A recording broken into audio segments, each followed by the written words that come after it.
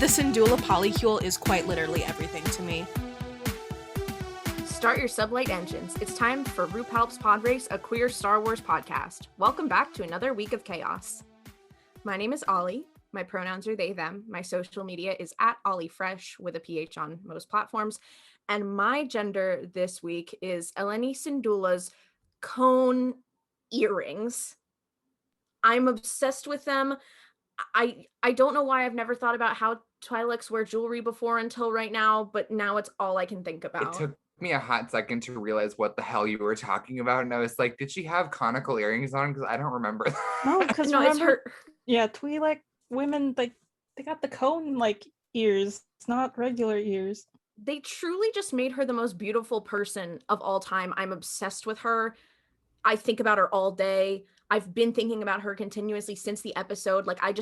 She is everything to me. I completely agree. I also really appreciate the fact that they're not hypersexualizing the Twi'leks, because in the movies, holy shit, there's one Twi'lek who just basically has her titties out in Revenge of the Sith, and it's always rubbed me the wrong way. My name is Mel. I use they them pronouns. You can find me on TikTok at GrunkleRex.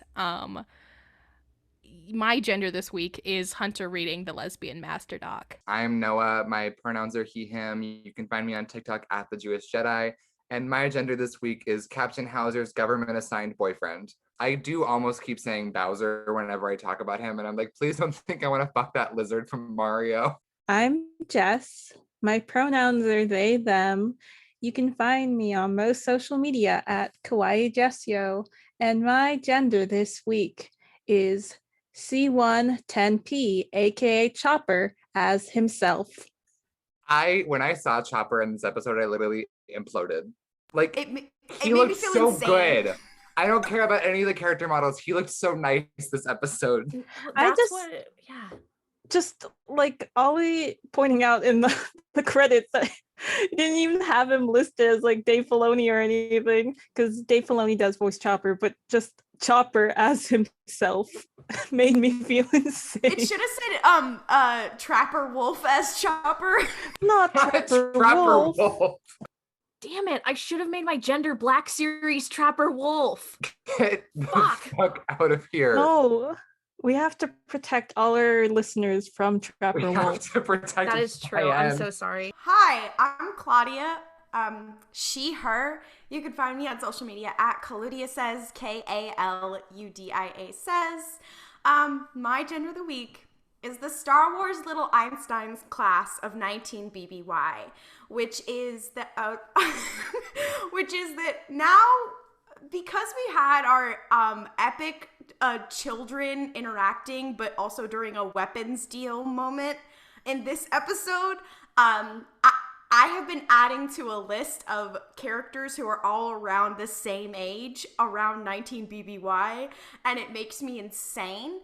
So now that's Hera, Omega, Din Djarin, Han Solo, Cheery, and also correct me if I'm wrong. No, Lando is a little bit older. Oh, no, listen, because I've also been thinking about this for weeks since we first met Omega, where I was I'd like to see a series with all these little kids in 19 BBY.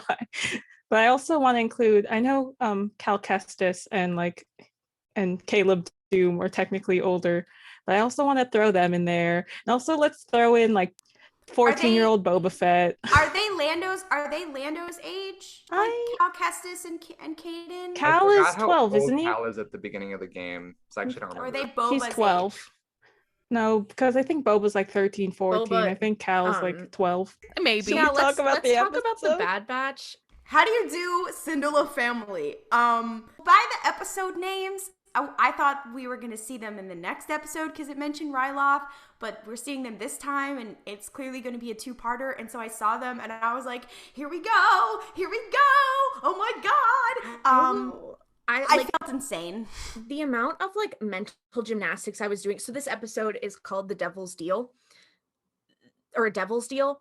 The amount of time that I spent trying to figure out who the devil was going to be, I was so scared that there were a couple characters that I was going through in my head where I was I did not really think this was going to be the case, but I did have a very short moment where I thought that Devil's Deal was going to be them teaming up with the rebellion, because in the description of the episode, it was like there's rebellion on the Outer Rim. And I was so scared that they were about to try to make my man Saw Gerrera and the Partisans the devil that the Bad Batch was teaming up with. And I swear, I was so terrified I would have stopped being a Star Wars fan. Rampart is very punchable, and I do find him more of an irritant than possibly any other like Imperial character. I would rather spend a wine night with Price than I would 2 minutes with Rampart alone in a room. I would not do that to myself. Arihndaaaaah. Sorry to everyone who has not heard the Mark Thompson Thrawn audiobook, because Arinda Price's friend has a very fun voice. My minor prediction for this episode was, because I didn't know we were going to Ryloth for it until it dropped, obviously, because I had assumed that the Ryloth thing would not be a two-parter, but glad it is.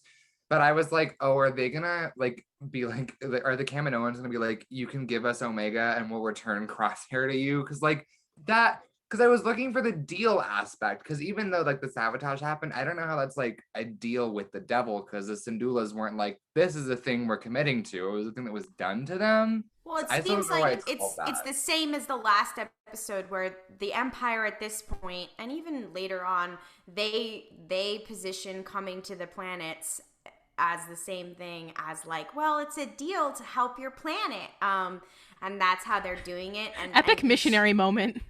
I had my little rant last week about politics in Star Wars and how they don't commit to things.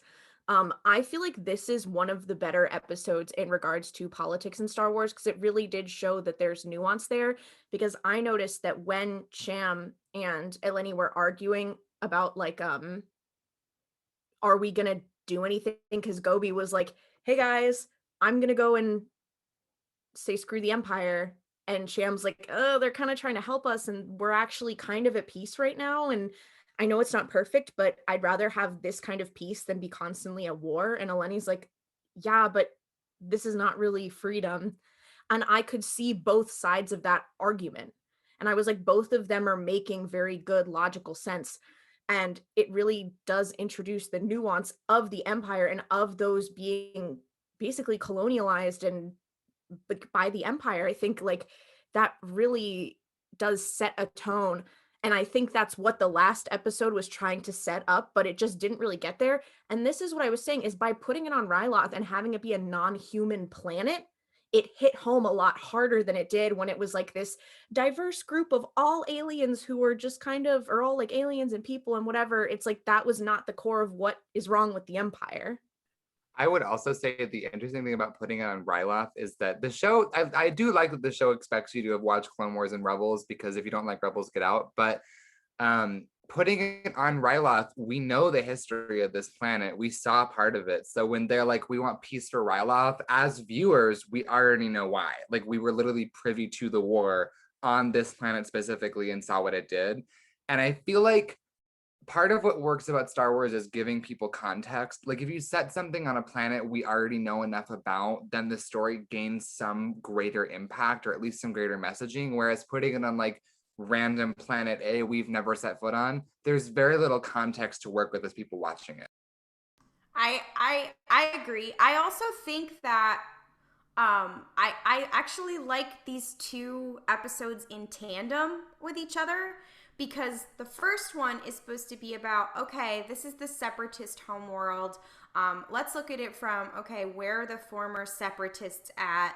And what is a planet that has a diverse population? What does that look like? And then in this one, it's like, okay, what is a planet that was literally war-torn at the front of the war, and has a very, what's the word? Homogenous, I can't say words, there it is, that's the word, population. What is it like there? And to see them together is very helpful. And also in this one, we also know more about them. I actually like to see them side by side.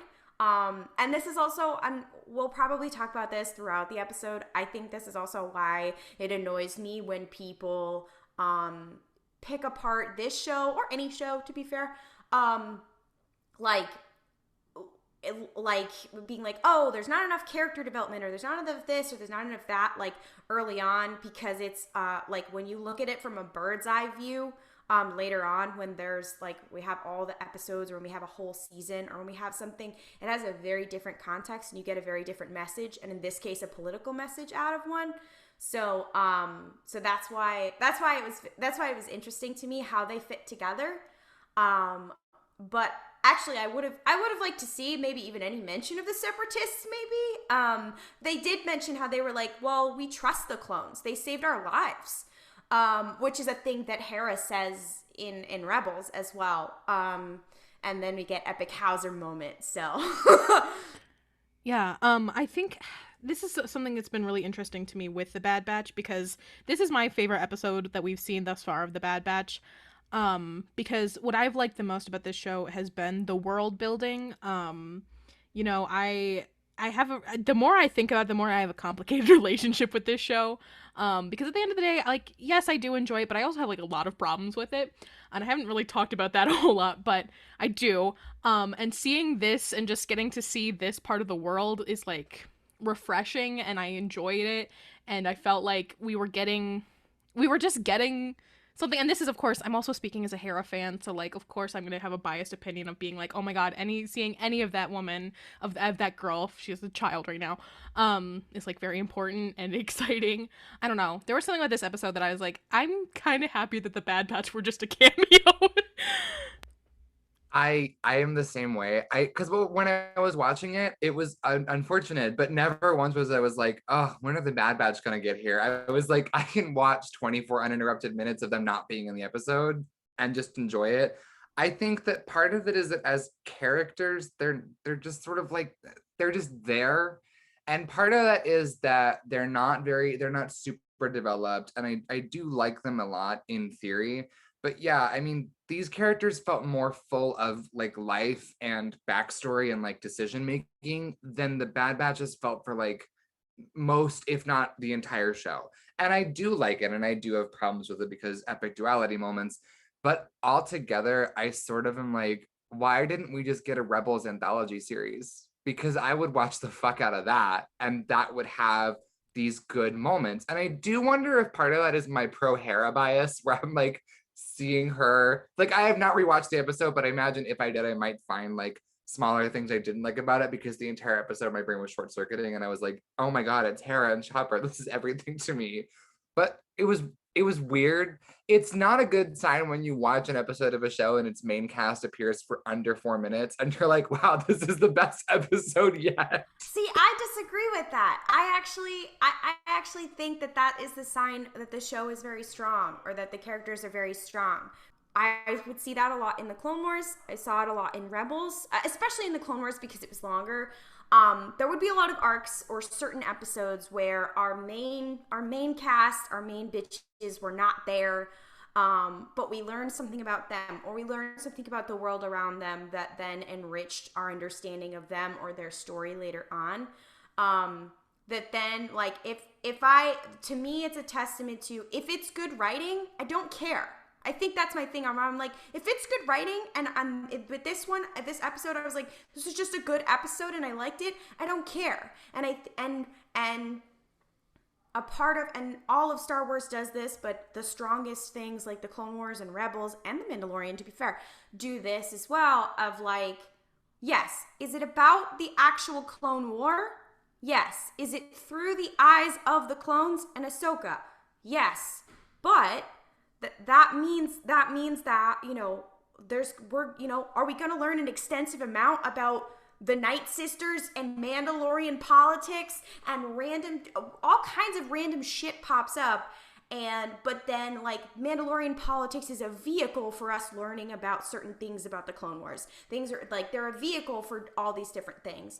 So for me, it's actually a testament to like how strong the characters are. Like, for example, Hera in this case and Ryloth in this case is a way of showing the other side of the story that they keep telling in every episode. So they keep telling a story of the Batch goes on a mission that Sid is sending them on. And we're guessing that the mission that they're going on, that Sid is sending them on, is something that has to do with the rebellion. And this episode, they're like, okay, when we flip it on its head, and this happens to be characters that we know and a setting that we know, so we can really dig into that. What does that look like on the other side? And then we get more depth from that other side. I think that's brilliant, and I really like that. And I don't know. I think it was. I actually really like that, and it mirrors that. And I think there's been a lot of discussion of the what's the purpose? It's supposed to be about the 5 people of the batch, or it's supposed to be about whatever. And I'm like, they've said the purpose is about giving us more about this time period. Those 5 guys and Omega are a vehicle to find out more about this time period. So if we don't get as much of them, I'm okay with it. I agree that it is a sign of a strong show that it can have episodes not about the main characters and still have it be compelling. I do think it's a little weird that a lot of people are like, this is my favorite episode, and the main cast was not in it almost at all. However, I do agree with Klaudia that I think, much like in Clone Wars, where arcs that weren't necessarily about our main characters were setting up something about them, I do believe that the next episode, which is called Rescue on Ryloth, I very firmly believe that this is going to be the episode that causes the Bad Batch to be like, hey, maybe we should be fighting for the rebellion. So I do believe, like, even though this episode was not about the Bad Batch, it is setting up something that is going to be extremely pivotal for the Bad Batch in the next episode. I do think we're getting a Crosshair confrontation, and I think that Howzer's going to be the one who contacts the Bad Batch or Sid or whoever to get them out. We got to talk about that, man, but we don't have to do it right now. Well, I was also gonna say, I was like, oh, also, like, we were like, oh, we don't see a lot of them, whatever. This was a Crosshair episode also. Like, we did actually see a lot of Crosshair. I would say, I should clarify something. Well, I wasn't saying that like it's a bad show because it's focusing off of its main characters. I think that if a show can't do that, I have a problem with it. Like, I love The Mandalorian, but the fact that we never leave Din for any period of time in my memory, it gets old. It's a good show, but like, it gets fucking old. There are other people in the universe that I'm more interested in learning about for more than 50 seconds. Like, that's a very true statement. That said, I do think it's sort of a red flag that the episode that people seem to have liked the most so far is one that doesn't contain the main cast. That isn't a read of the show, it's a read of the writing of the characters, that they don't possess, at least for me. Like, I honestly think if Hera and her family hadn't even been in this episode, if it had just been about Ryloth politics and Ryloth's personal rebellion, I still would like this episode a lot more than a large swath of the show. That said, I do think it's setting them up to like join the rebellion or like get to do that. But I do have a criticism of that fact that we'd be on episode 12. We're pretty far into the show now. And I feel like, and I still like the show a lot. I should clarify, like, this is a criticism I have of it from a literary analysis point, but I do still enjoy it. But like, girly, at episode 12 is a bad time for your main cast to find their motivation as characters. We've been doing this for a while now. And I would have liked them to get there a little bit faster, if that's what's going to happen. Well, to be fair, I think their motivation at first was Chip, and then it was Omega, and now like, right, but even that shouldn't have taken them 7 episodes to get to that confrontation and to dealing with that problem. The Chip was an immediate threat that they literally, I think they put off for like 5 episodes of Tech being like, I'm gonna build a scanner. Bestie, that should have been your first fucking priority. I don't think he even used the scanner. Did he? I think he did. No, he did. He did because the ringing that goes. It was on Wrecker's head. Yeah. Yeah, and he was like, "Get that fucking shit off me," and then fucking threw him. I will say. So he used it once, and it wasn't even like. It broke Wrecker. Tech uses right that it broke Wrecker. It's not tech slander. I just feel bad he didn't get to use his pretty little contraption. I will say this, we were like, oh, there wasn't a lot of the batch or whatever, and there was obviously a lot of Crosshair or whatever. However, this had my favorite Omega moment in it. Omega's little Hera moment and all that. Like, that was a huge moment of characterization. We got to see Omega, like, comfortable in her own home, interacting with another little girl in Star Wars, talking about ships. I was like, epic representation moment, passing the Bechdel test. But Omega, like, they're like doing a weapons deal, and she's like, "Come on, come over and play." But like her, like I got to learn more about Omega as a person without her being like afraid or curious or all the things that we see over and over again, or her interacting with adults. I was like, actually, I had my favorite Omega moment in this episode. So I don't know.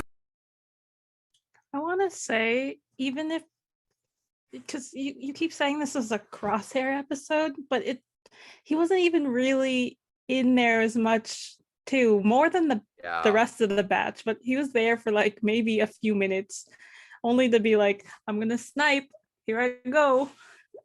And then that's it. He didn't really say anything. To be fair, I think that also can be, I think there can be a reading, I don't know if I agree with this, of like, yeah, that's what he is being used as a weapon. That is his entire purpose now. He has no outer purpose besides like, you are going to go do this mission, goodbye, slut. I don't know why I said slut. Not me slut-shaming Crosshair. Crosshair's entering his hot girl summer. Rampart slut shames Crosshair. Oh no. Hot chip summer. Anyways. Hot chip sniper.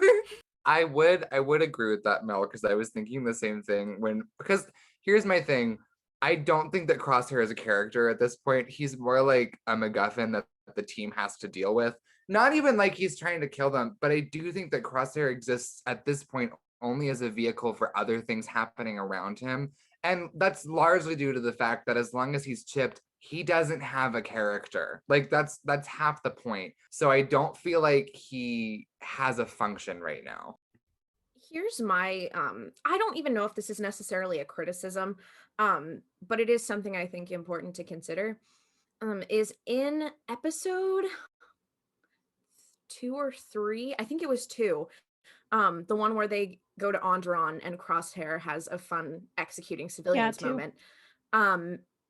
In that episode, when they got back to the barracks, Crosshair sat down, put his hands on his knees, and was like looking forward, and clearly he knew something was wrong. And I really thought we were going to get more like parallel stuff of the Bad Batch doing their thing. Then it cuts to Kamino or to a mission of Crosshair with his new batter batch. And him doing stuff and then having moments of cognitive dissonance where he's like, hey, maybe we shouldn't be, these are not people that I would have shot at like 6 months ago. And I really kind of would have liked to have seen them do that. That being said, depending on where they take it, I might not be upset by that because there's still so much development left for Crosshair. Not even just for Crosshair's character, but for Crosshair, like for his narrative. And I'm also not like a huge like Crosshair stan. Crosshair's my least favorite member during the Clone Wars arc, but at this point I just feel bad for him. Like he got a hole punched in his head. I really thought they were going to go to like the Death Trooperification of him, but even now it looks like he's pretty much healed. He just got a haircut and a fun new like giant gaping wound in his head that I guess they're just going to leave open. But yeah, there's something to be said about Crosshair and his whole deal. I think I know at the beginning of this show, I was like, it's going to be one season and it's going to end with them getting Rogue One. I don't think it's going to be one season. I just don't. I think that there's going to be at least 2 just to tell this story. Because I thought that the story was pretty not cut and run. I hate that. Cut and dry. Of like, okay, here are these 5 special boys. This is what is going to happen to them. And then they were like, oh, child. And like that took a very different road. And so I think to properly convey that story, it is going to take more than 1 season, especially for the development of not only them, but also the world around them. Because 16 episodes it's a good amount, to tell, one story, but that is not the story that is being told. And I think as fans, especially of Star Wars, we easily get these preconceived notions of like, okay, this could happen, but like that's not what the writers have decided, and we have to make peace with that. At least me, I've gotten super like I don't know, not brainwashed, but like in this mindset of like, okay, you have this many episodes, you have to tell this story, and like that is the only time you will to have to tell this story, because of things like WandaVision and because of Falcon and the Winter Soldier, where I'm like, okay, like you have 6 episodes and that's not enough time to tell that story correctly. So I think if they want to tell this story to and do it justice, it's gonna have to be more than one season. Anyways. Yeah, I know I what you're trying to say too about like keeping arc length in mind with the number of episodes, because we've been doing that on this podcast since like I think the show was literally like announced, was just like, okay, if we have if this show has 10 episodes, we can conceivably fill in the blanks here of what they're able to do in those 10. But I also am like, I have no idea what's going to happen with the rest of the show now, because it doesn't seem to have a very visible trajectory story-wise. Like I'm like, I don't know what we're doing anymore. Well, and even with The Mandalorian, they're like, oh, there's going to be a season 2, and you're like, oh, well, what's that going to be? Well, and this was my other question of like what we were talking about earlier. The second part to that is this of like, we are now boxed into this thing, and this is all television. This isn't just Star Wars and streaming in general, where we're like, okay, this thing is going to have this many episodes. We don't know if there's going to be a season 2. And for Marvel and Star Wars shows, like, maybe they are just going to be a one-off, and then there's going to be other things that are interconnected, or there's not, and there's going to be different like we're kind of in this Brave New World kind of thing where things are sort of like movies and then they're sort of like television. But what that then becomes is we are comparing this to something like the Clone Wars, which aired on broadcast, so it had a lot of episodes, and so it was made for that. So they made arcs of things and had a lot of time and could have a lot of characters. Rebels aired on broadcast. They had 5 characters, or how many people are in the Ghost Crew or whatever, and they had 4 seasons to cover all of them. So for me, I mean, it's an interesting industry question. It's an interesting question there of like, I hope that the plan is to be more seasons, because if your pitch was going to be 5 men and a baby with only 16 episodes, like I feel bad for the writers if that was all they were gonna get, and maybe then they were like, oh man, maybe we'll get a season 2 or something like that. That's impossible. Like you can't expect that from anybody. The other thing I was thinking as well is in the first season of Rebels and in the first season of a lot of the first season episodes of Clone Wars, they did not fit the arc, like the arc standard that we got post like season probably like 2 or 3 of Clone Wars, like midway through season 2 of Clone Wars, and like season 2 and further of Rebels. Like it's hard to compare them because in its first season, each show is extremely different from what it became when it hit its peak, or hit its stride. And I do think that that's kind of how Star Wars TV shows have been, because I like season 1 of The Mandalorian, but I really do think like season 2 is a good, it's one of my favorite seasons, one of my favorite of the 2. But I do prefer season 2 just because I think it makes more sense. You have a bit more context, you know what the goal is. And there's not as much having to establish the characters. So I do really think the first half of this whole season has been, here's who these characters are and here's the world they live in, and now we're actually getting to the plot over halfway through the first season. I cannot imagine that they would say, okay, you're done now. Yeah, I think another, and I think this is a valid critique because I think there is a line, about this show of like I've seen a lot of people be like, oh, it's just cameos, and like, hey, that's Star Wars. That is the nature of the beast. Like, what is Clone Wars but cameo after cameo, and what is Rebels but cameo after cameo? So, and even like The Mandalorian, like Bo-Katan Kryze, girl, hello. And like I understand, yes, it is a big yeah, just as who said that? That was Klaudia. It's a big world with many characters, gotta use them. It bothers me because I know that there is a line between like, okay, this is just like fan service and like too much, but also like sometimes it's okay to be a little bit campy and goofy. It is a Star Wars. And the fact too, sorry, this is short, but the fact too is that like if there weren't cameos, people would be upset. Because I know, like, watching first season of The Mandalorian, I was like, it would be really nice to have some context for, like, the other characters, what they're doing. And then Boba Fett shows up, and Bo-Katan and Ahsoka. I'm like, okay, here's where we are at. And it's like in Rebels, that's one of the first things that kind of gives you a handhold. Like when Lando's there, it's like, okay, here's like right before, here's what everyone's doing.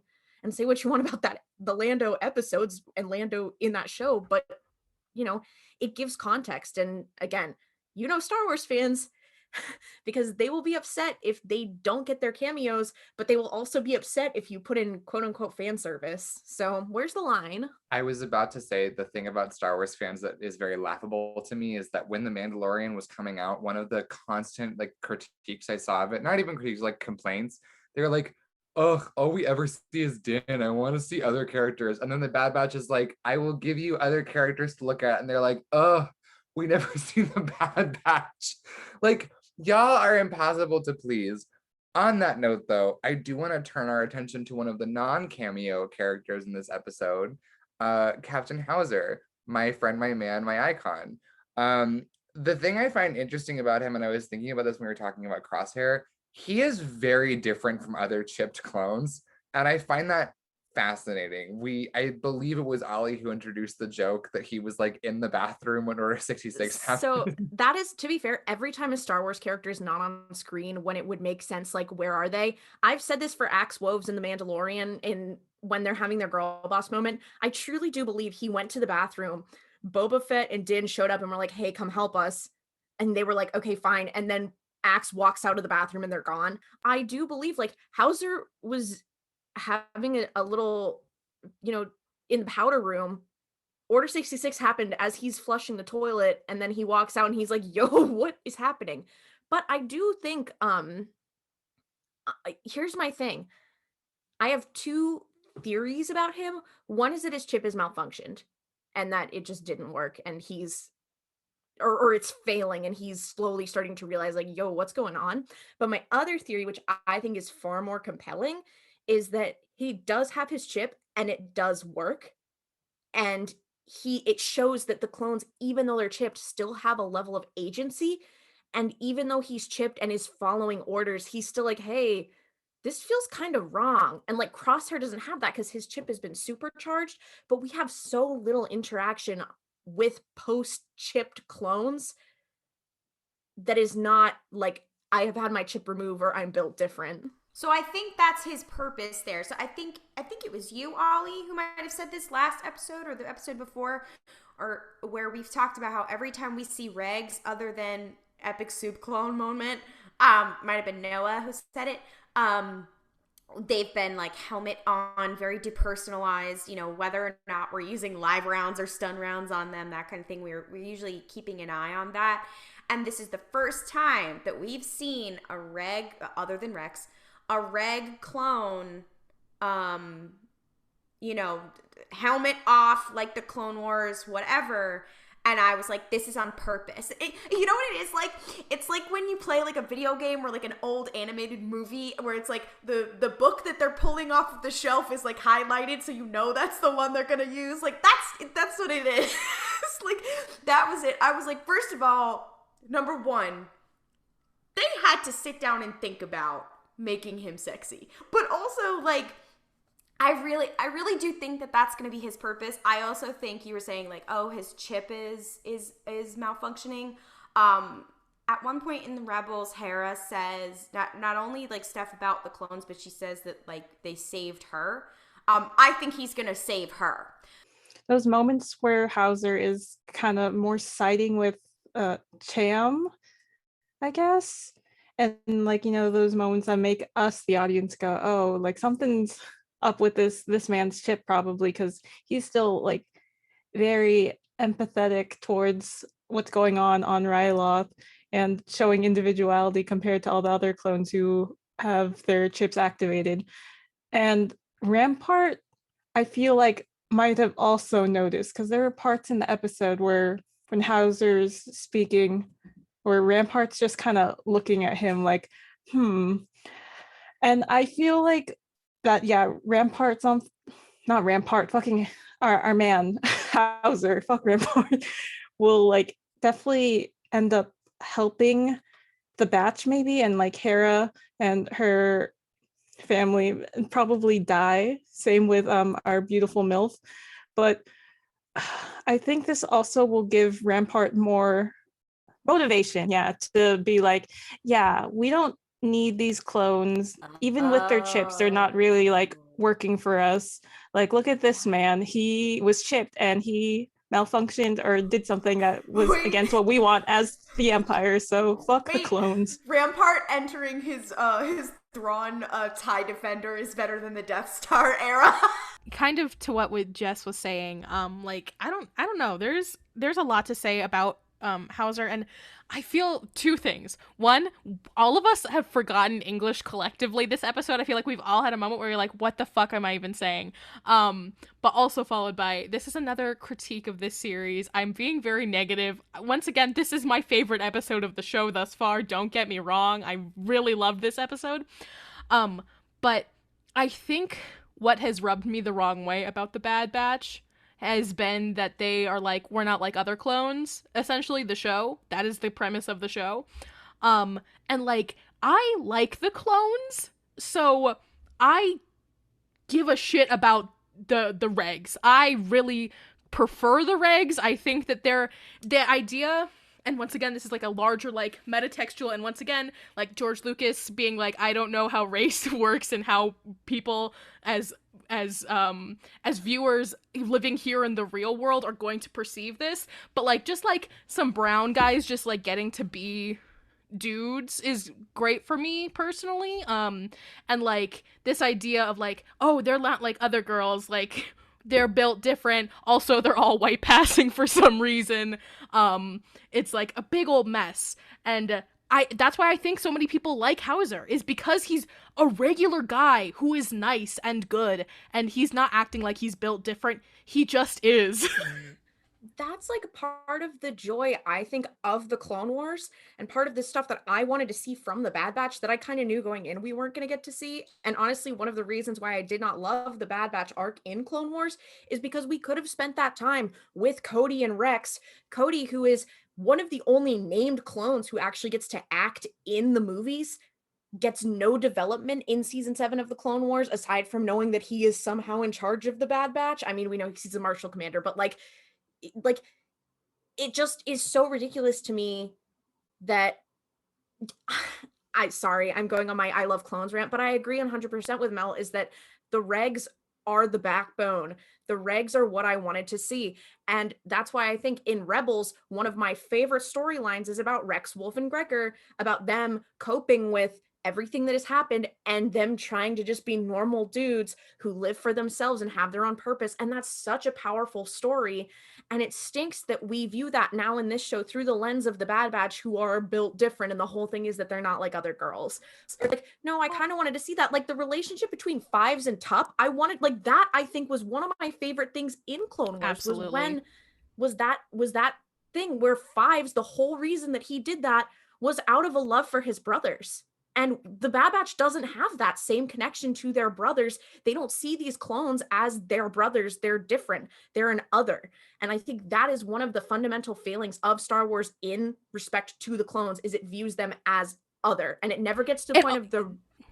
Not just other, just non-human. Like they do not... Exactly. Yeah. It's the dehuman, and it's the same thing that they're doing right now with Crosshair, where it's like Crosshair is existing as a weapon. All of his agency has been taken away, and it would have been really interesting to see an antagonistic clone who is still a clone, and it would have been cool to see Crosshair, who was the most hostile towards the regs, getting over that and being like, oh shoot, these guys are also people and they're also suffering, and we're not getting that. I did not know how to articulate this for like 6 straight hours, but Mel just awoke something in my brain, because that's what I like about Howzer, is the fact that he is a person who makes choices that are outside of like the grand influence of the greater Star Wars universe. He's just a good human being.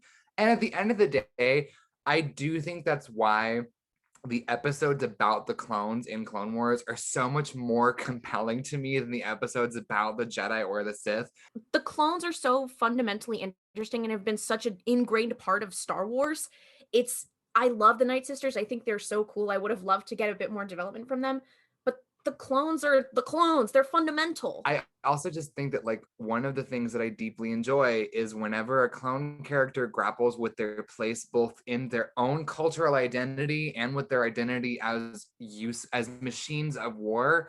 That's I think why I love like when we saw Cut in the Bad Batch, that was also a really good episode because what we're seeing is someone grappling with the realities of being used as a tool of war, choosing to stop being a tool of war, and then how his priorities shift. He literally is like, I don't care who's running this. I have a family. I am a person.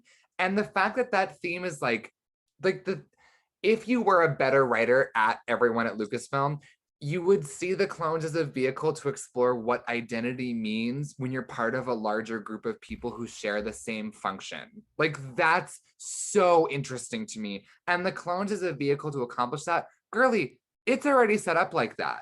That's why Rex is so compelling. Because Literally. he has that same exact journey. It's not necessarily as close in his identity, but just like singular personhood. But literally the question of what personhood is when you're, I don't even remember if this is like a fan work that I was reading, but that sentence of like, we share the same face, but we're not the same person. That's fucking fantastic as a set of ideals to explore over a series. And I knew that when the Bad Batch was coming out, we weren't going to get that because it isn't about the regs. But the fact that we're 12 episodes in and none of them have questioned, why are we othering ourselves on purpose? You know, like they see their otherness as a positive, which I mean, I can see why, because, you know, hello, 5 queer people in a room. But that should be the title of the Bad Batch. 5 queer people in a room, literally. But like, that's so interesting to me that they would never, they have yet to explore that as characters about what the role of otherness is when they are fundamentally the same. Like, so they might be altered clones, but they're the same face. They're the same people. I actually, and what I hope, since this is a 2-episode thing, we said that, maybe in the second episode, whatever, the rescue will involve, we're setting this up and the Bad Batch might come in and they might participate in a rescue or something, whatever. What I hope is that maybe Howzer might be a part of that, what you guys are all talking about for them. Like, maybe they'll have a moment of reckoning with a reg who is not Rex, who's not like, our friend or whatever. Again, I might be wrong, whatever, but I think that would be something. Again, he's the highlighted book on the shelf. Like, I feel like I was talking earlier about like, he's there for a narrative purpose, and it would make a lot of sense of like, okay, this is the episode where they're gonna have to grapple with, we are a part of the rebellion. It would make sense if they also have to grapple with, maybe the regs are people too. Wanted to point out, because when Ollie was talking about the Bad Batch being like, we're not like other clones, teehee, and how they don't really think about the regs, because they're just like, yeah, they're the regs, they're the others to us, and then there's us. But like, there's Echo, who was a reg, and they could have totally had epic Echo like character development moment with Echo being the one to be more concerned about the others, the regs, his brothers, and all that characterization. But we haven't gotten that, which is a real shame. And we talked about this last episode about how they could have had more Echo moments and Echo's character development, but they haven't. And that makes me really mad. I 100% agree, because I feel like, honestly, I know that I'm pretty sure that Hunter and Omega are supposed to be our POV characters, but why the fuck isn't Echo our POV character? If anyone should have like literal years of on-screen time to grapple with what it means to be, first of all, othered by the rest of the world because he's a clone and is thus automatically a lower like citizen than everyone else in the Republic, and then to be othered from the clones to the Batch, like, girly, that's development. A different point, just go back to something that Ollie said a little bit ago, the idea of Crosshair choosing to side with the Empire, like, regardless of his chip or not, would have also been really interesting, and I feel like would have been in character for him. Like, to say, actually, I'm gonna side with the Empire on this one and go work for them. I do feel like that almost be a more compelling character arc than him just being mega chipped and then like leaving, because at least then he has a character. Right now, he doesn't. Agree with you 1,000%. Like it would have been interesting for him to choose to go, and then all kinds of shit happened to him, and then for him to choose to defect afterwards. because then That would have been. What's gonna happen if they do save him? That's a big if. All that's gonna happen is they're gonna remove the magic thing that's making him a bad person, and they're never gonna question that ever again. And I'm like, why not? He's gonna die. He's dying. Yeah, I truly believe if Crosshair does what I think he's going to do in the next episode, and that involves unaliving Hera Syndulla's mom, he's not getting a redemption arc. And not just from me, because I think us as adults who are, good at analyzing media critically can look at it and say, we realize that Crosshair is not entirely responsible for his actions because he is chipped. But we also can see in the narrative, you can't kill off a sympathetic character like that and then get a redemption arc. It just, generally speaking, stories aren't going to do something that would make this character so hateable and then have a well-done redemption. You say that, and then remember what happened in The Rise of Skywalker? I was literally thinking about that as I was saying this, but I'm not saying that I think that Jennifer Corbett's a better writer than I'm so sorry. I'm so sorry an like, ugly ass bitch would say that. Oh my god, I'm so sorry. But I do genuinely think if he ends up being involved in the death of Hera Syndulla's mom, we are not going to see a Crosshair redemption arc. I still am firm in my belief that I think the best thing we're getting for Crosshair, something happens with his chip, or maybe he finally snaps, something happens, he comes to his own and says, I'm going to do the right thing, and then I'm going to die, like a Vader allegory, because Star Wars loves that. I would also say just I firmly believe that writers no longer know how to write a redemption arc, except for the people who wrote the Old Guard, stand the Old Guard, watch the Old Guard, it's great. Because part of the modern problem I feel with a lot of redemption arcs is they're constantly giving cop-outs to characters who do shitty things, not of their own volition, just because they're shitty. Yeah, Klaudia just put in the chat, except Callus. True. Because the thing that fucking irks the fuck out of me, especially in media that deals with high fantasy or magic of any variety, is you're going to evilify your character for a few episodes, have them do literal atrocious things, and then be like, it wasn't their fault. I don't care. Technically speaking, it's not a drunk driver's fault, but they still did a really shit thing that had really shit consequences. And I think that honestly, like whenever a character like falls to the dark side and this does like dark-sided things, I'm like, cool, they're still in control of their actions and they're still responsible for them. And I think that like chipping Crosshair and having that be the reason why he's just the absolute worst, he is a victim of a system. All of the clones are in some way, but that doesn't excuse the shit things that he does. And I know that if they manage to save him, that's what they're gonna do. I did just have a thought though, because Ollie, you mentioned like, what if he snaps? I would be, and this would be a little bit too good for Star Wars, but let a gay dream.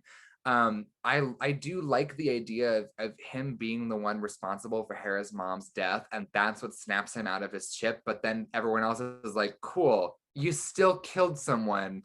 We're not forgiving you for that. It's the same as Kanan with the clones in Rebels, because it's exactly how he feels. He's like, it doesn't really matter because you killed my master. Like, it doesn't really matter what's wrong. You did it. The other thing too is we don't talk about Crosshair. They have barely talked about Crosshair in the Bad Batch, who are like his bros, his squad have barely talked about him. And it like they had one passing thing of Wrecker being like, yeah, I miss Crosshair, and Hunter's like, yeah, I feel responsible, but they haven't had a moment where they're like, it sucks that what's happening to Crosshair is not his fault, except for Omega, who basically just met him right before they left Camino. It also makes it very hard for us as viewers, or at least for me personally, to give a shit about what happens to Crosshair, because we knew him for 5 minutes in season 7, and then the rest of the Bad Batch, they're like, damn, that sucks that one guy we knew got taken by the Empire. Like, the fact that the main cast mentions him like as a one-off, like that's literally being like, oh, my cat was gone for a few days, that sucked. Like, but we're not made as an audience, we're not told as an audience to care about what's happening to him, and that makes anything that happens to him even harder to give a shit. You cannot manifest Catboy Crosshair right now. That's my gender this week. I also want to say I agree with that, where they really can't expect us to give a fuck about Crosshair if the Batch don't even give a fuck about Crosshair right now. Like, The only characterization we got from Crosshair was from season 7 of Clone Wars, and he was an asshole in that. So why would they expect any of us to like him? Well, I know there's people who like him, but I don't like him. I feel really bad for Crosshair fans right now because honestly, like I didn't like Crosshair in season 7, but from like a narrative standpoint, like I liked him from a narrative standpoint. It's like the same reason people are like, oh, Pong Krell's my least favorite character. I'm like, Pong Krell is evil and deplorable. He's horrible, but as a character, he fills his role in the story. And that's what I liked about Crosshair is that he was the contrarian who was kind of a shithead. And I thought it would be nice to have this show and have a shithead the whole time when Hunter's like, we need to leave and we need to do XYZ, the whole time having Crosshair be like, dude, this is not right. You're stupid, whatever. And then have him leave to join the Empire halfway through. Like that could have been Crosshair's thing, but if Eleni Syndulla's death was on Crosshair's hands and he was still on the Batch's side right now, if that was his turning point, was like he was like, actually no, I'm gonna side with the Empire now, that is so much more interesting, and we would actually have given a shit about Crosshair. Jesus Christ, Mel, I hope you never write a TV show. You're fucking brutal. Yeah, but it's true. I mean, they're right. True. I love that I totally forgot what the fuck I was going to talk about now, because I was like, Mel, you're so right, bestie, and then my brain just cleared itself out. We're like hating on Crosshair for a solid 20 minutes. It's not Sorry. even hate on Crosshair. Oh, it's hate on his writing, and I guess the thing that irks me by far the most about it is that he isn't a character. Oh, I remember what I was going to say. Okay, I have a bone to pick with Avatar: The Last Airbender because they wrote a good redemption arc, and nobody who watched that show knows why it was a good redemption arc, because not every character can get a Zuko arc. The problem that I have with this entire idea of like the redemption arc, and Star Wars never does this properly, just FYI, because they don't know what it means. Except for Callus. I have a contrarian opinion. I still don't think it's good. I love Callus. Okay, I would say that it is a better redemption arc than the rest of Star Wars. Oh, absolutely. But that bar is in hell. It's him and Anakin. Like, and that's not even redemption. Because the thing with Callus too is I think he does do a certain level of atonement and actual like redemption. Because he does flip, but there's not quite enough development there. Like there definitely could have been another episode about him dealing with that and actually saying like, hey, sorry that I perpetrated a genocide, bestie. I also think if Rebels had been longer, and I'm sure it was meant to be longer, because there was a lot of production stuff with Rebels, and it was like being aired and being finished like while they were doing all the sequels and shit like that.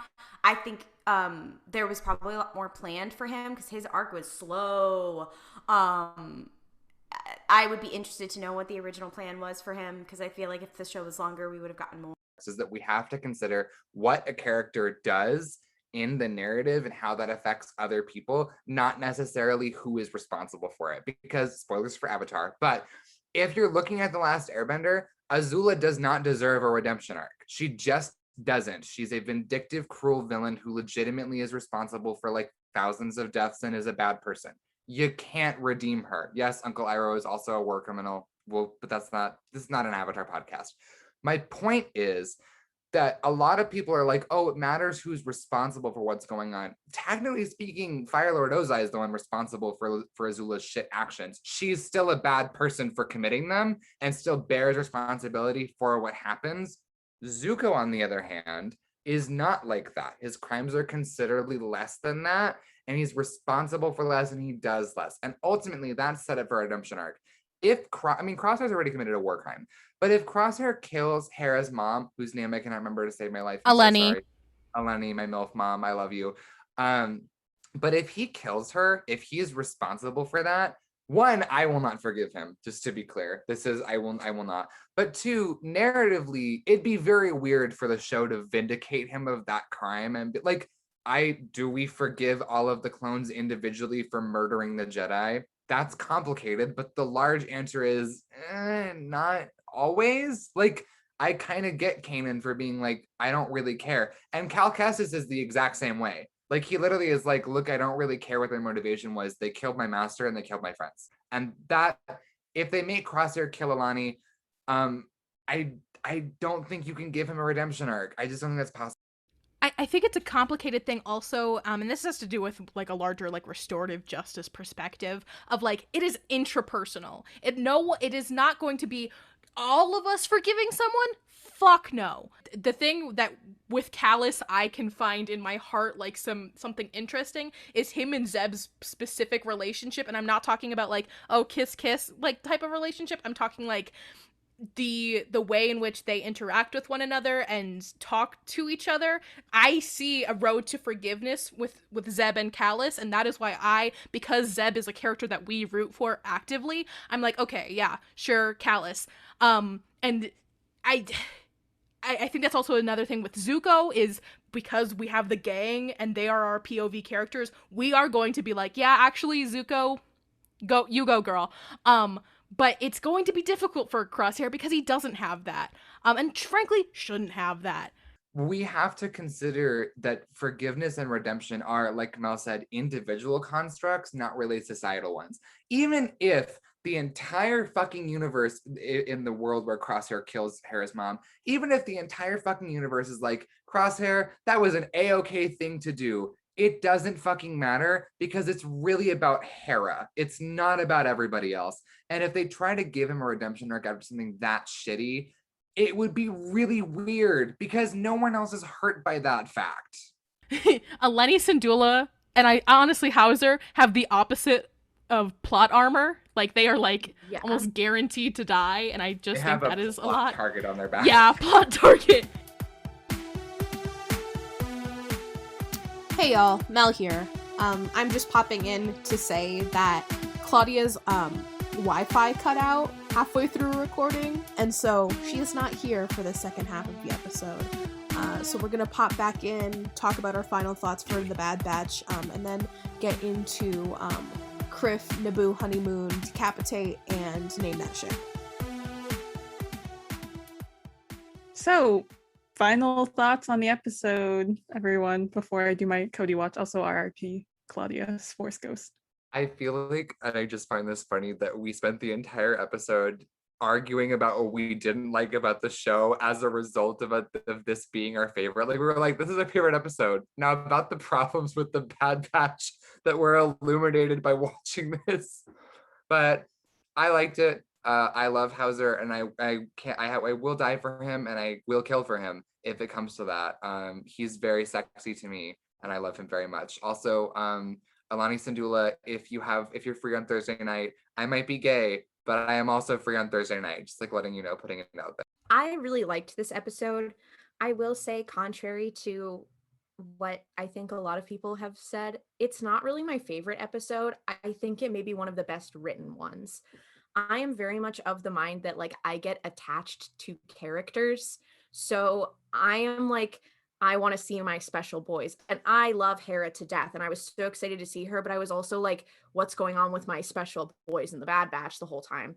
That being said, Eleni Syndulla is everything to me. Like, honestly, half of the episode, I was like, I don't even know what's going on because I'm looking at her. I had to like rewatch it and go back and rewatch scenes with her in it because I was so distracted because I was staring at her.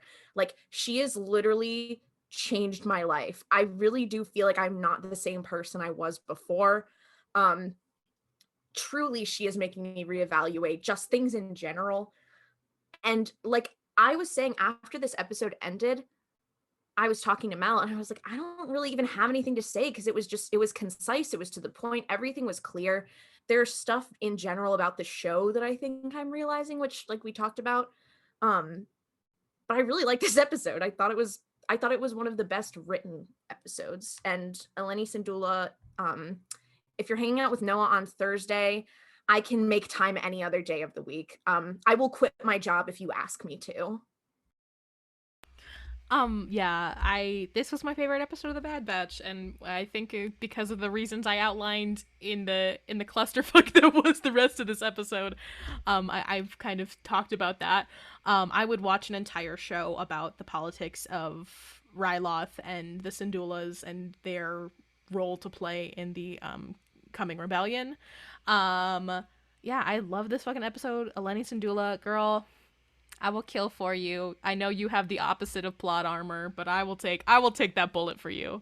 Yeah, I also really liked this episode, but like Ollie said, this isn't my favorite episode. It's definitely up there for me, and I do think it was a really well-written episode. too. But I still think episode 9 is my favorite episode. I'm glad we saw baby Hera and her cute little French accent was back. I wish we got more Chopper. He was there, but he didn't do much, but cool Chopper Hera cameo.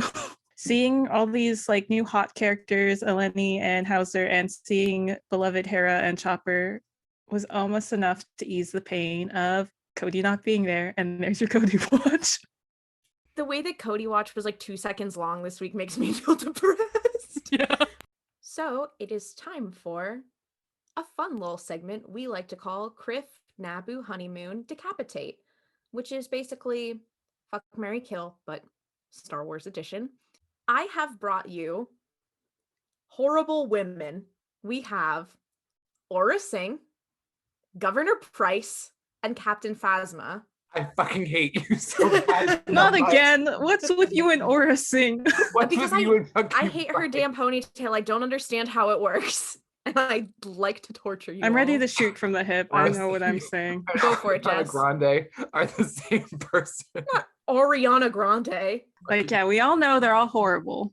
But I do think I am going to marry Price just because she's governor of Lothal and I want to go hang out in Lothal, get some Lothcats. You know, again, just- Jess, every just time you for choose someone to items. marry, it's because they have something you want. yeah, and I want love the that for government, the governorship of Lothal. I'm stealing it from Price.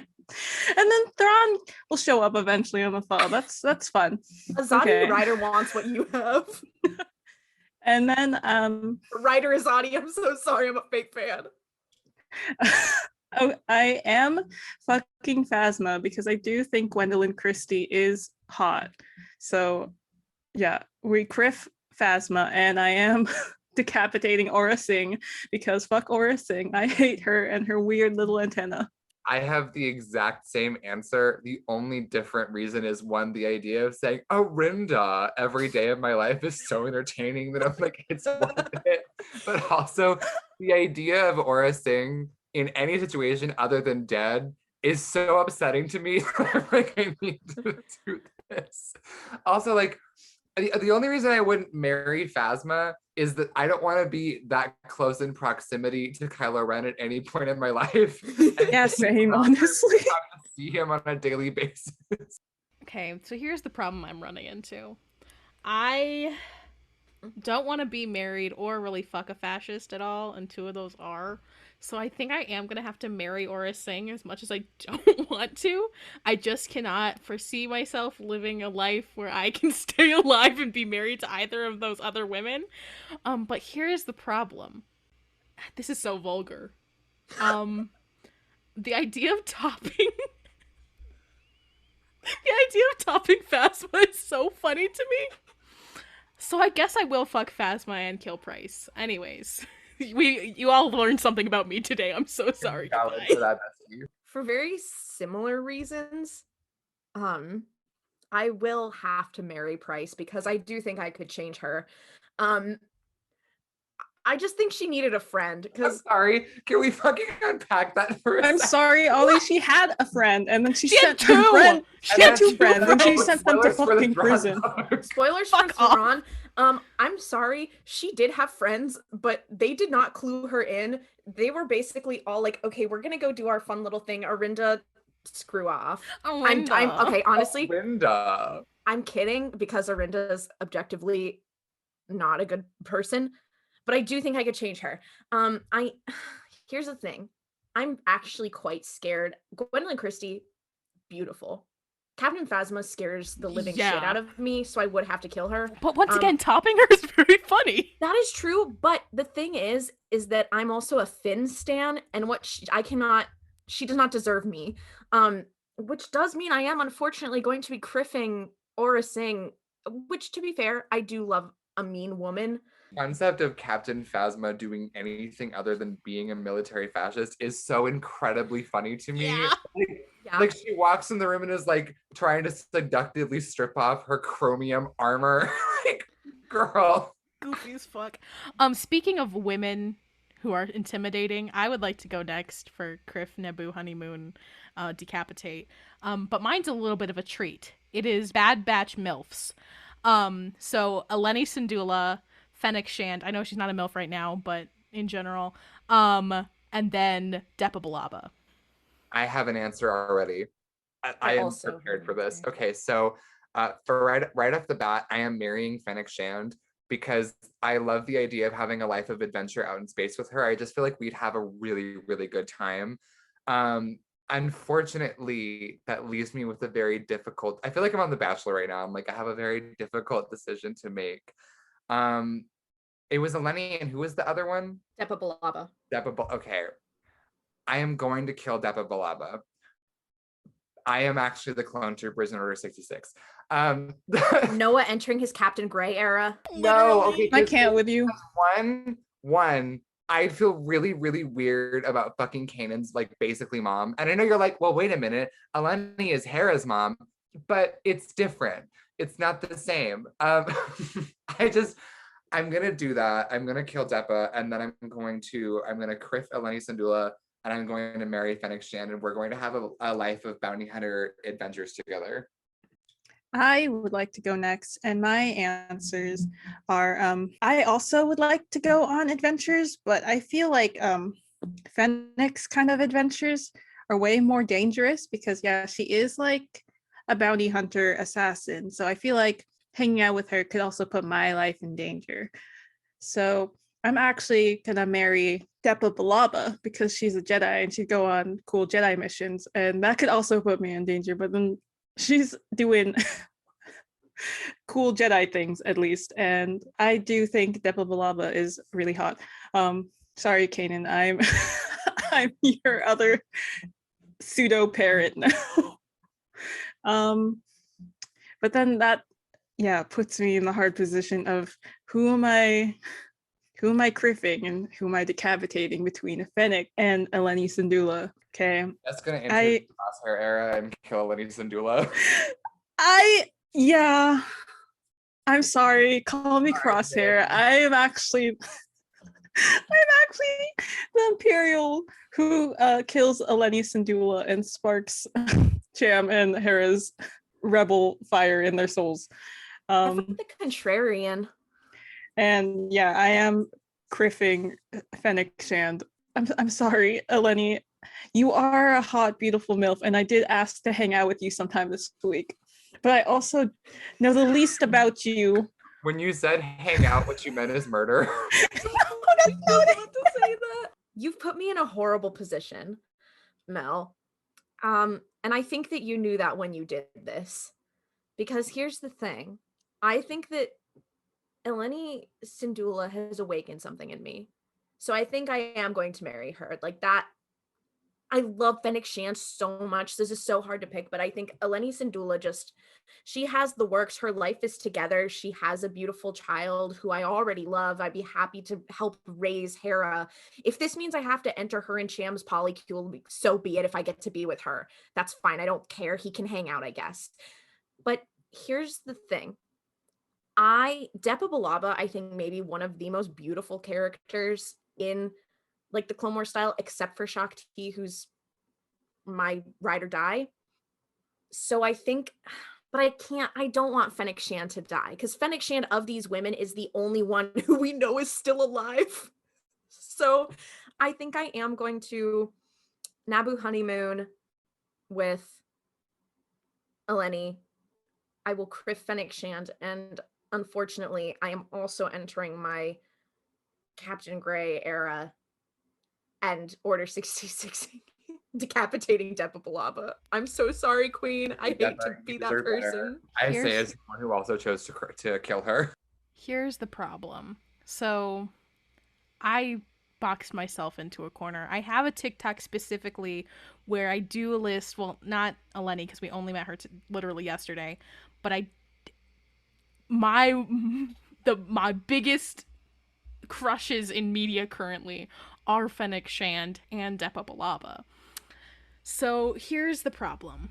I'm going to marry Eleni Syndulla. I will enter the Polycule. I will become Hera's third parent, fourth parent, whatever. I love Fennec Shand. I really do. I truly, absolutely love Fennec Shand. But here's the thing. Deppa, girl, you're so hot. You're so sexy. I'm gonna fuck Deppa Balaba. I'm gonna let Deppa enter her Rail of Everos era.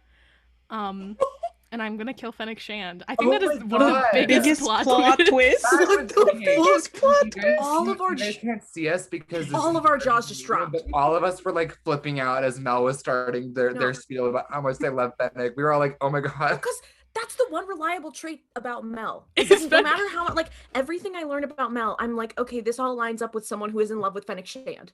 Yep. This is making me feel crazy. I feel like I have to reevaluate everything I know about you. Cancel me. I know. Hashtag Mella's over party. Mella's over party. Finally, oh my God. I've been waiting. All right. Jesus. I have one. We're moving from a place of great joy with Star Wars MILFs to Star Wars problems. So my 3 characters that I would like for you to choose from, and I like to remind you before I list these that you do have to choose. You can't kill yourself; it's not an option. Are Ben Solo, Bo-Katan, and Krell. Okay, I already have my answer. Yeah. Okay. Yeah, I'm marrying Bo-Katan. I don't care that she's done bad things. She's sexy. Now here's the thing. A lot of y'all are gonna be mad at me for this. And here's the thing. I don't know if I've Ben Solo gives me issues because I'm like, if you're gonna develop one character in your trilogy, at least make their development good, and they didn't. So I'm so sorry to sequels fans. This is not against the sequels. I love all of the protagonists. Ben Solo and I have beef. I am going to have to kill Ben Solo just because I just hate him. Krell is useful to his narrative. And here's the thing. I think that if I was there, so this is before he's dead, if I was there in his house or whatever, I could find proof that he's a bad okay, yeah, also followed by you're not going to do necrophilia fucking Krell. Of course this is before he's dead. No, that's what I'm saying. This is pre Krell being put down. So knowing what I know now, after we kriff, I can, as I'm leaving his house, I can like look around and find something. So wait. I'm saying is I'm gonna save Waxer. You're fully gonna go in there and be like, I know that you're a war criminal, but no, it's not because I want to. It's because as I said, I think that if, again, similar to Price, I think I could change him. You want to fuck the frog Jedi? Ollie, I'm sentencing you to death by Price bust. You know what? I say it is kind of funny that, you know, it's my mind. I don't know what it says about me that I would literally rather Krill than Ben Solo, but I think, again, there's something deeply wrong with me. Ollie, death by Price bust. Also, if you don't know what the Price bust is, check our Twitter. We have pictures of it. I guess I'll go. I'm thinking about this now, but I am also marrying Bo-Katan Kryze because, yeah, she's objectively the one I hate the least. Like, her character is, but she is also hot, and she's hot. So I'm marrying Bo-Katan. Hi, Corky. I'm your other new aunt, uncle. This is a very Polycule heavy episode for some reason. Your ankle. We can be in a Polycule, me, Bo-Katan, and Casca Reeves. Axe is also there, but he's just forgotten. Yeah, Axe is just there because he's our bestie. He's not in the Polycule. Now this is hard because, yeah, I do hate Ben Solo. Sorry to all you Ben Solo stans. Not like, because I like the sequels, so. But I do hate Ben Solo. But I also hate Krell, and he is a scary frogman. If it's only like one time, right? So I never have to see them again, like, depending on this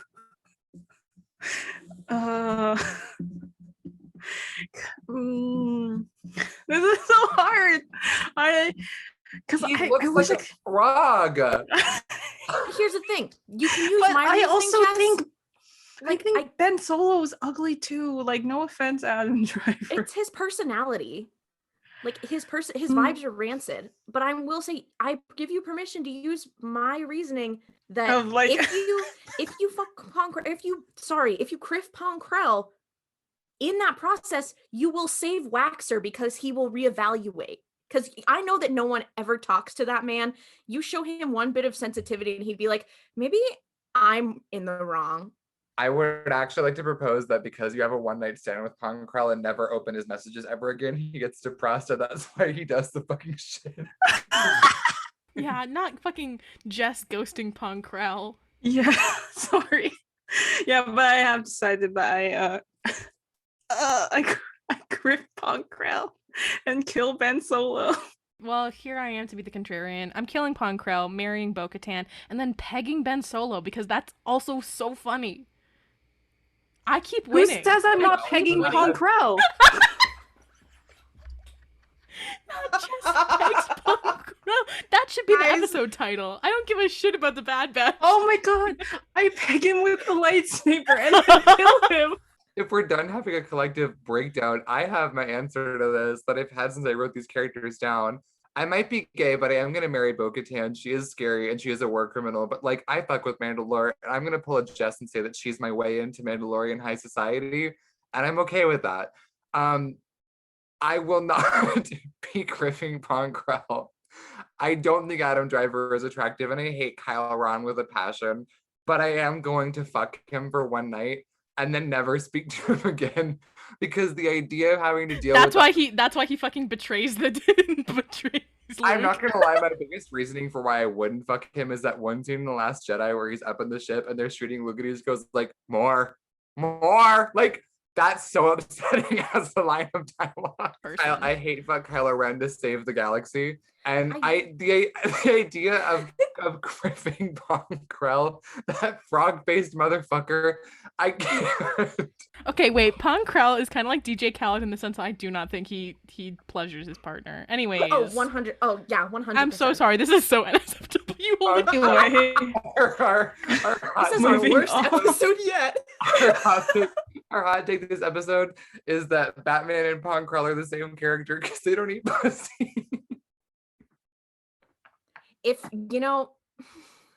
I'm losing my mind. Okay, anyway, I can't fuck Krell. I can't abide by it. So I'm going to kill him, and I'm going to kriff Ben Solo and worm my way into Corky's life via the Bo-Katan pipeline. Mic drop. Welcome to the Camino cloning facility. Don't worry, it's not any of the Kaminoans. But your options today are the man who provided the juice himself, Jango Fett, Captain Rex, and Commander Cody. I know that earlier I said that my desire for the clones is just my long con to fuck Jango Fett, and that is still true because I'm going to kriff Jango Fett and I'm going to marry Captain Rex because I think he's very beautiful. I'm not comfortable doing either with Cody because I wouldn't want to join the Polycule that he's in with Obi-Wan, and I don't want to do that. And I would just feel bad because like if I kriff Cody, I have to look at Obi-Wan and be like, hey, and I don't want to do that to him. So I'm going to murder Cody out of my love for Obi-Wan and my love for Cody-Wan. And I'm going to kriff Jango because he's Jango, and I'm going to marry Captain Rex because he's everything to me. I'm done. I have a very similar answer, but in my case, I am going to marry Captain Rex because he's Captain Rex. I am going to kriff Cody because I couldn't kill that man. I mean, I did a couple weeks ago when we did this game, but in this situation, I can't kill him. I can't decapitate him. However, who I can decapitate is Jango for the second time because he has been decapitated before. But I think my thing with Jango is that while he is very handsome and I do like him a lot, it's a similar reasoning to Depa Billaba, wherein that he is already dead and I have accepted his death. It is not that I'm going to have to go through the stages of grief that I know I'm inevitably going to have to go through with Cody. I'm just not ready for that. All right, and with that, I will say, call me Mace Windu because I'm decapitating Jango Fett. I'm now entering their Mace Windu era. No, because I want to fuck Deppa No, actually, I retract that. But I will fuck Commander Cody and marry Rex because Rex is my compet. He is my compet. So here's mine. Y'all already know that with my Cody watch that I am a big friend of Cody. But I also do very much love Jango Fett and Boba Fett. The Fetts have my whole ass heart, but I do think that I, unlike Noah, do want to enter the Polycule with Commander Cody and Obi-Wan, and I guess Satine too. Satine, you can come along as well. And I am marrying Commander Cody. I don't even know how to make a name for the collective Polycule ship that is Jess, Obi-Wan, Satine, and Cody. Do we need to put a new square on our bingo sheet for Polycule mention? Because I feel like I feel like we should. But and that just leaves, between Jango and Rex for who am I kriffing and who am I decapitating. And unfortunately, I am changing canon. Jango is not getting decapitated. I am kriffing. I'm kriffing Jango. Sorry, Boba, I fucked your dad. And I am decapitating Rex. I'm so sorry, Rex. I do love you. Him. Yeah, in front of two of him. all three of you have him. All three of you have Rex earrings. Yeah, this is. You've said this to two people whose canonical favorite characters of Star Wars is Rex. Because both of us have said on multiple occasions Rex is the boy. I'm sorry. I will add to that list because he is in my top 3 of like my favorite Star Wars characters ever. I love Rex. I do. Not but enough, apparently. Not enough to spare his life. I don't want to kill Jango. I can't do that to Boba again. Nice, bestie. Well, Like in this universe, it's that you're giving Jango a second chance at life. In this world, Jango doesn't die. We kriff. I convinced Jango to like not get involved with like the Geonosis shit going on. So he does not go to the Geonosis and get decapitated by Mace Windu. He just goes off with Boba and they're happy. I like this I'm sorry, Rex. Like Final Fantasy, Final Destination thing where it's like, well, Jango got to live, so Jango should have died. So I here's guess my reasoning for why in this universe why I decapitate Rex. It's because Ahsoka is not able to get Rex's chip out, and he is still chipped and gonna kill Ahsoka. So to save Ahsoka, I don't think this is how the game works. Yeah, I like that you have the scenario in which you will kill Rex. That's very funny. We are now going to do Name That Ship, which is a segment wherein one of us has brought a fan fiction either with a cursed ship or just a fic that has tags that tell a story. And we read the tags to our other co-hosts and they have to guess the ship. They have to name that ship. So this week I have brought a fic. Once again, I don't think this ship is cursed per se, but the concept of it is maybe one of the funnier things I've heard. So are you ready? Yes. Okay. So the fic is called Surfacing. I'm going to name some of the characters who are not in the ship but in the fic. Bodhi Rook, General Draven, Makith Tua, Rogue One, not Macklemore, Rogue One Ensemble. Oh, this is, yeah, you'll see. Additional tags. Alternate universe, everyone lives, nobody dies. Alpha, Beta, Omega dynamics. Alpha, Omega, healing on Yavin. Alpha, this character. Omega, this character. Discussion of wounds. Scenting. Erotic dream. Omega Bodhi. Femslash. ABO Femslash. ABO world building. So I was just thinking the other day, I was like, it's been a while since we've had some ABO. So here's my thing. Is Jyn Erso involved in this ship? Yes, she is. Is Cassian?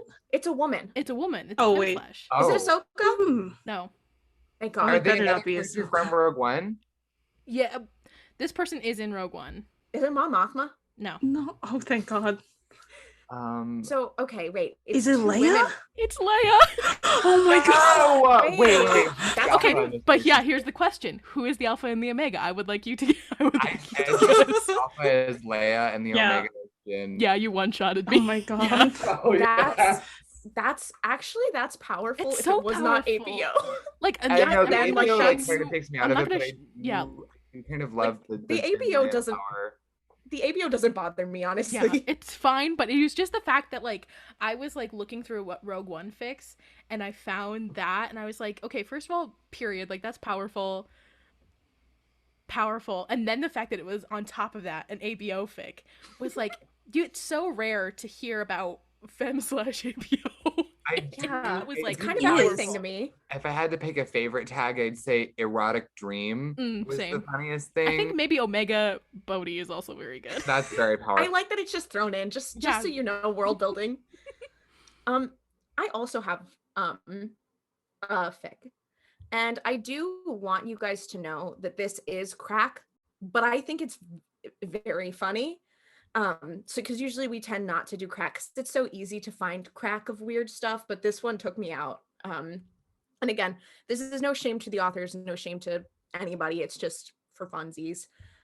Yeah, so this one is called Nighttime Discussions. It is rated teen and up. It is, there's no other characters other than these two. Crack. God help us all, but there is no God. We are the reason God has abandoned us, and I don't blame him. Rare pair. We're going to hell. I regret nothing, but apologize to those scrolling the fandom works. Men loving men. Interspecies relationship. Sharing a bed. No smut. One shot. And then a very funny ship name that is of these two characters. Okay, yeah, I think I've seen this, so I'm not gonna guess what. Which would you guys like to hear the summary? I would. I did not write this. Someone else in the new Star Wars canon Discord did, but didn't want to post it. So I did for them. Enjoy the crack. No, but seriously, this will make you feel like you just came off a very interesting acid trip. So I was gonna say Zeb first and foremost, It but is I don't not. think it's Zeb. No, it is Is not it Zeb. Chewbacca? No. What era are they? Are the characters from the same era of Star Wars history? Yeah, I would say so. Which era is that? So that kind of depends. I think they are probably the most prominent. Is Yoda Probably- involved? Yeah, Yoda's not involved. It is Is probably between Yaddle like the involved? Clone Wars to Return of the Jedi. Okay. Yeah. Is Anakin involved / Vader? Anakin is not involved. No. So it's not Callus, or not. It's not Zeb, and it's Mm-mm. not Chewbacca. Is one of the characters a Kaminoan? No. God, this is But hard. both of them are not human. Oh, both of them Oh, are not human. okay, Okay, this okay. changes things. Is Is Ninub in one this? of them an Ewok? No, neither of those. I will give you a hint is that these characters both appear in one of them is exclusively in TV Okay. and one of them is in TV and the movies. Oh shit. So it's not Thrawn. It is not Thrawn. I wish it was Melch. I also wish it was Melch. Oh, But you're going in the right direction. Hondo. It is one is Hondo. Okay. Oh my god. Jess, is this the one you thought you saw? Yes, now that you said Hondo, I'm Is like, it, okay, wait. It's a gay ship, right? Like it's two men, Mm-hmm. and the Yeah. other man is non-human. He is also not human. Greedo? It is not Greedo. I wish it was. Is the character force sensitive? Not to my knowledge. Oh god. I will say, okay, let me add this. Admiral Akbar? I will add this. Not Hondo / Admiral Akbar. It is not. I will add this. Hondo is not what makes this relationship weird. He is by far the most normal one Bendu? in this. Not the Bendu. Is it the But Bogan? I feel like the Bendu is probably closer-ish. Not to slander the Bendu, but Okay. I what? do Okay. you guys want a hint? I would love one. They are Yeah. this is disgusting. This character is nasty. Jabba? It is Jabba / Hondo. Not John Doe. That is the last tag is Jabdo. Yeah, when you were reading the tags, and then just the confirmation that was Hondo, like the fucking Winter Soldier trigger words, I was like, oh no. I know this was crack, but what the fuck? Also, I do just want to give you guys a quick summary of it. Basically, this is I'll read you guys the first line.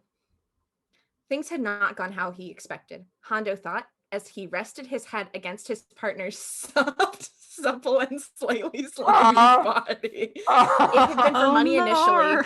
He sleeps with Jabba to get close to him and then catches feelings. Thank you so much for joining us for this week's episode of RuPaul's Pod Race. Episodes usually drop on Sundays. For updates, Star Wars news, and more cursed shit, follow us on social media at RuPaul's Pod Race on Twitter, Instagram, and TikTok. If you enjoy our show, consider leaving us a review on Apple Podcasts. And thank you to Avatar Annabeth and CC2224 Smiley Face for leaving reviews. It really helps us a lot, and we always appreciate reading them. Truly, they, in my opinion, make this show worth doing. But it does help us a lot. We will see you next week for another episode. May the Force be with you. And don't kriff it up. Waka waka. Waka waka. Not tee-hee. Not tee-hee, not tee-hee.